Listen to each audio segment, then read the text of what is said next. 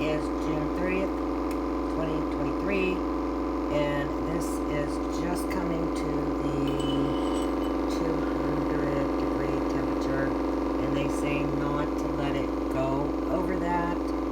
So this is probably taking a little bit longer because I did not set it on high. It went actually to 9 minutes, but the book actually says most foods are ready to reheat in 12 to 15. So this definitely is ready. I'm gonna shut it off. You have to be really careful with this lid. It is extremely hot. That's what happens. The bottom falls off of it. Don't do that. And they look good. Let me see if I can pick one up without burning my hand. Oh, they're crispy. They're hot.